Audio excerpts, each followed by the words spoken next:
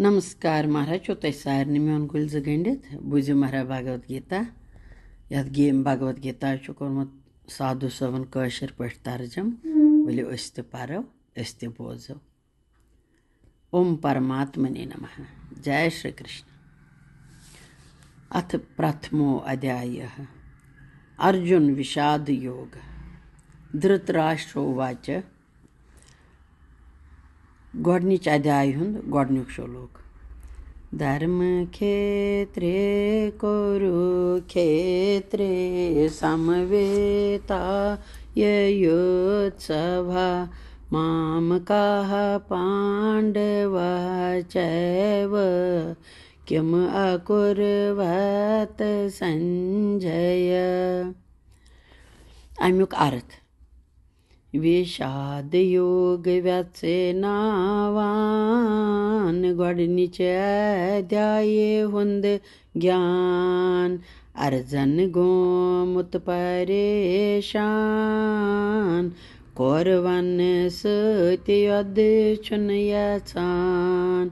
अर्जन सुदासत निराश महाभारतक युद्ध करान। धर्म भूमि कुरुक्षेत्रस मंज सरी समित क्या करान। कौरव बेय पांडव युद्ध चे यचायम चे थवान। वनत में हे संजय धृतराष्ट्र तस चो प्रचान। विषाद योग व्यसनावान गोडनिच अध्याय हुंद ज्ञान। संजय उवाच दृष्टात पांडवानीकं यूढं दुर्योधनस्तदा आचार्यम् उपसंगम्य राजा वचनम् अब्रवीत्। अमुक अर्थ दोमी श्लोक। धृतराष्ट्रस छ संजय वनान पांडव सेना दुर्योधन वुछान। द्रोणाचार्यस निशसो आव वन्य अमी फौजुक हाल। अर्जन देव गोमुत परेशान कौरवन सत्य युद्ध चुन यसान। त्रयम श्लोक। पश्येताम पांडवपुत्राणाम आचार्यं महतीं चमूं व्यूढां द्रौपदपुत्रेण तव शेषेण धीमता। अमुक अर्थ पांडव फौजिच व्यूह रचना द्रोणाचार्यस दुर्योधन हविथवानान। द्रोणाचार्य चौन टोठ शिष्य द्रौपद पुत्र दुष्ट दयोमन यस नाव। बनव तमिय व्यूह रचना पांडव सेना तरफ सुलडान। विषाद योग व्यसनावान गोडनिच अध्याय हुंद ज्ञान। अर्जन गोमुत परेशान कौरवन सत्य युद्ध चुन यसान। चूरिम श्लोक। अत्र शूरा माहेशासा भीमार्जुन समायुधे युयुधान विराटश्च द्रौपदश्च महारथा। दृष्टकेतुचेकितानः काशीराजश्च वीर्यवान् पुरोजित कुन्ति भोजश्च शिव्यश्च नरपुङ्गवः युधामन्यु च विक्रान्त उत्तमौजा च वीर्यवान् सुभद्रा द्रौपदेयश्च सर्वेव महारथा। यह ूरम शोलूक, पूंचम शोलूक तो शेयम शोलूक इकवटे। वन ूरम शोलूक अर्थ।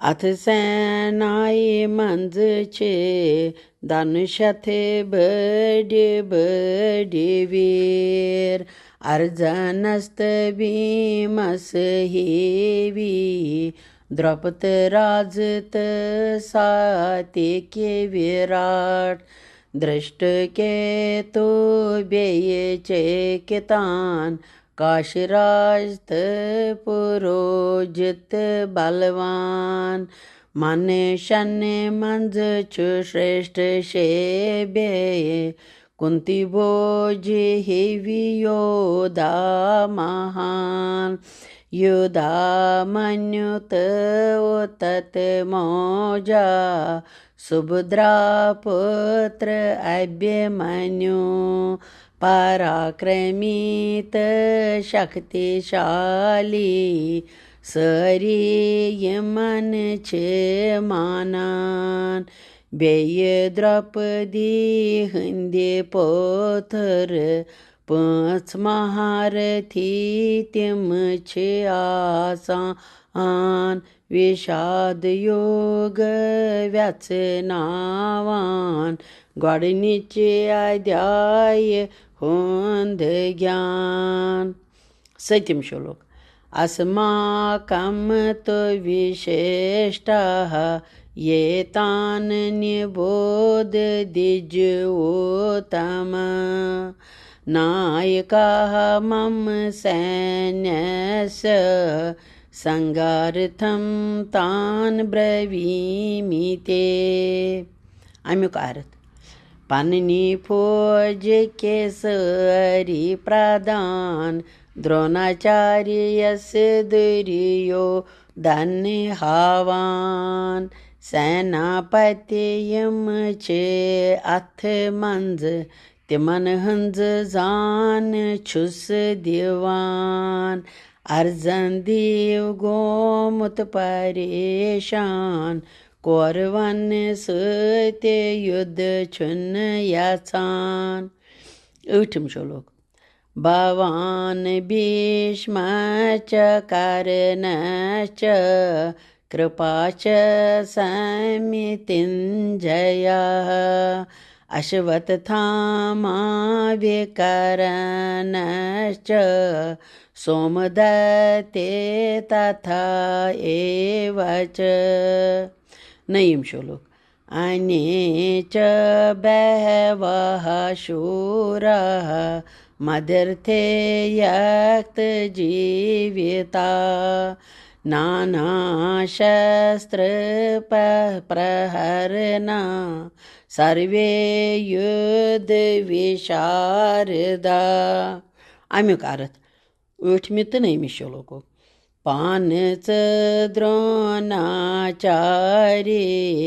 व्यय भीषम पितामह विकर्णित कृपाचार्य व्ययकारणत अश्वत्थामा सोमदत्त पुत्र भूरिश्रवा सान्यतार पयम छे योधा बेयते वारिया छे शूरवीर शस्त्र अस्त्र हथ छे शुबान जोन मारुन मशर अवित युद्ध करनस छे तैयार पन्नन यद कलायन मंज यम सारी चतुर आसान वेशाद युग व्यचनावान गडनिचे अध्याय हुंद ज्ञान। 10 श्लोक। अपर्याप्तं तत अस्माकं बलं भीष्म अभिरक्षितं पर्याप्तं तु इदं एतेषां बलं भीम अभिरक्षितं। अमिक अर्थ 10 श्लोकुक कशर पट अर्थ। भीषम पितामह संज कामान यथ फौजस छे आसान स फौज चुन जाते होरान रच सारनी है कित करान भीमसेन यथ संभालान सुफौज चुन जाते जनान विषाद युग व्यचनावान गडनिच अध्याय हुंद ज्ञान। हरे कृष्णा, जय श्री कृष्ण। आज मारा पर 10 श्लोक, पगह परो बे वारकार 10 श्लोक।